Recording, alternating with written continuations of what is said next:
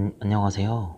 제가 어제 녹음을 하다가 너무 바빠가지고 아무것도 못했거든요. 그래서 오늘 뉴스를 알려드리려고 들어와 봤는데 개인적인 사정이 있으시대요. 그래서 별일 없으시길 이렇게 글을 올렸고요. 어제 읽었던 거 이제 뒤에서 붙여서 얘기를 할게요. 안녕하세요. 녹음이 잘 되고 있는 건가? 저는 오늘 이제 병원에 투입돼서 근무를 섰고요. 생각보다 많은 분들이 찾아주셔서 무서워하고 잘 안 오실 줄 알았는데 9분이나 오셔서 이것저것 물어보시고 얘기하자 하셔서 잘 만나서 상담했고, 이제 다음 주에 약속 잡아서 빨리 보험금 받으실 수 있게 도와드리려고 하고 있습니다.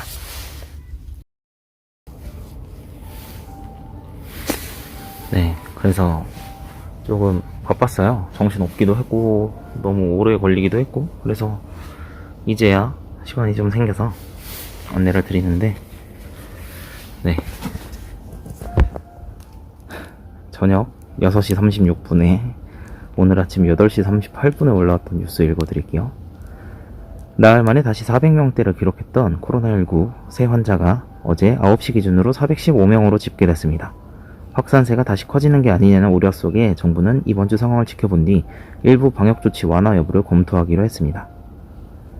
기존의 코로나19 변이 바이러스보다 전파력이 강한 것으로 알려진 변이 바이러스의 국내 집단 전파 사례가 처음으로 확인됐습니다. 방역당국은 변이 바이러스가 빠르게 퍼져나가는 것은 시간 문제라고 우려했습니다.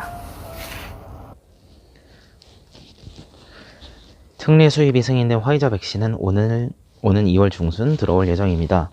약 6만 명이 맞을 수 있는 양으로 코로나19 확진자를 치료하는 의료진에게 먼저 접종됩니다. 아직 국내 허가는 안 났지만 감염병 대유행 위기의 상황에 재빨리 대처하기 위한 특례 수입 제도에 따른 것입니다. 오늘 한미 정상이 조 바이든 미국 대통령 취임 이후 처음으로 통화를 합니다. 했겠죠? 청와대는 잠시 후 아까 전에 오전 8시 청와대 관저 접견실에서 문재인 대통령과 조 바이든 대통령이 정상통화를 할 예정이라고 밝혔습니다. 오늘 통화에서 양국 정상은 향후 한미 동맹의 발전 방향과 대북 평화 전략, 한반도 비핵화 방안 등을 논의할 것으로 보입니다. 정부 야당이 오늘 주택시장 안정을 위한 대규모 공급 대책을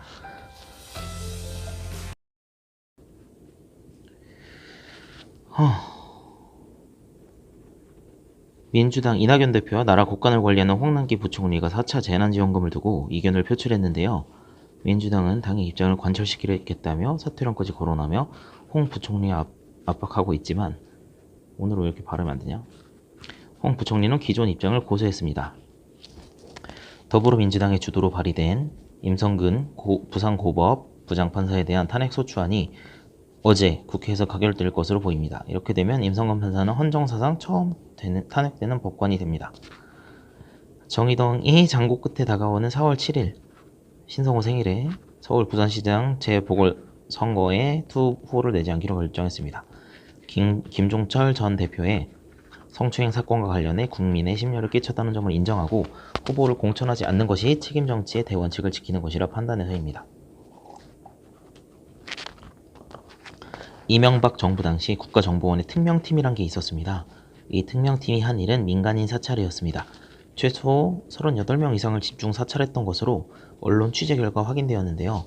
노무현 전 대통령 측근과 MB정부 정책 한 인사들이 주요 표적이었습니다. 서울시장 보궐선거에 출마를 선언한 국민의당 안철수 대표와 무소속 금태섭 전 의원이 단일화 논의에 합의했습니다.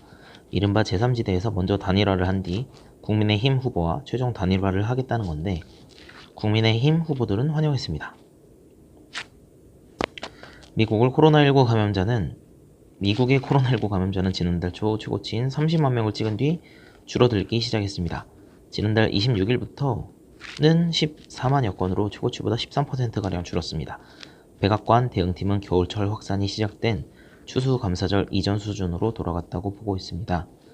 우주 탐사 기업 스페이스X가 개발하고 있는 화성 이주용 우주선 스타쉽이 또 폭발했습니다. 현지 시간 2일 미국 텍사스주 기지에서 발사돼서 10km까지 나는데 성공했지만 착륙엔 실패한 겁니다. 앞서 지난해 12월 쏘아 올린 다른 시제품도 착륙 도중 폭발했습니다. 이제 세계 최고 부자에서 바뀌었죠? 아마 제프 베이조스에서 일론 머스크로 바뀐 것 같은데, 그만큼 좀 남다른 시선과 비전으로 자꾸 화성으로 이주하려고 그런 것 같네요. 베네수엘라에서 코로나19 확진을 받은 한 여성 36세가 함께 사는 가족에게 그 사실을 숨겼다가 결국 일가족이 모두 코로나19로 숨진 비극적인 사연이 알려졌습니다. 이후 남편, 딸 17살, 4살 쌍둥이 등 모두 코로나로 사망했다고 합니다. 와, 어떻게 이런 일이.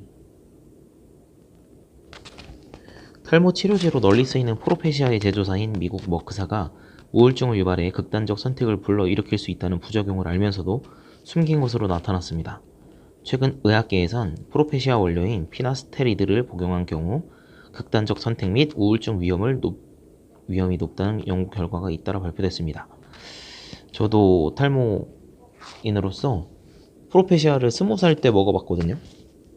이미 저는 포기했지만 프로페시아가 그 당시에는 엄청 비쌌어요. 아직 카피약이 막 나오기 전인지 그런 부분이 좀 있더라고요.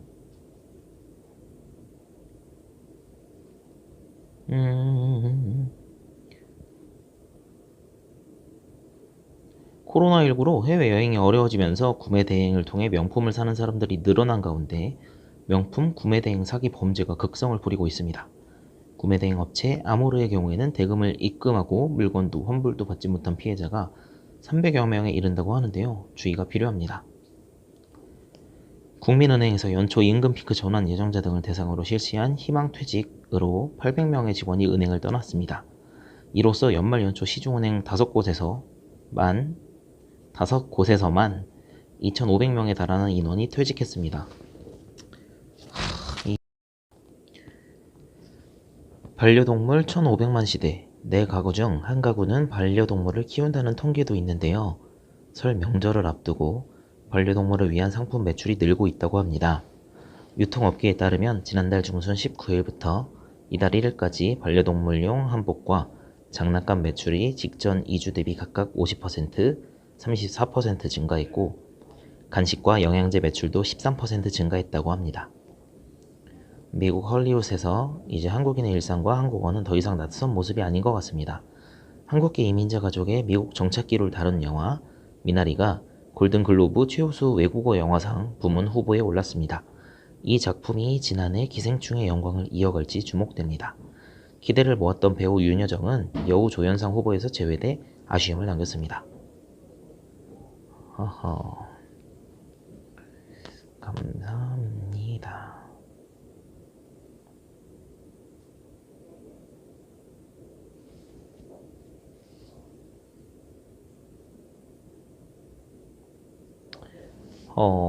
일단 이걸로 뉴스를 마치고요. 시간이 진짜 빠른 것 같아요. 벌써 금요일이라서 이번 주말도 정신없이 지나갈 것 같긴 한데 다음 주면 또 설이 있으니까 그때 또 제가 연락드리고 하도록 하겠습니다.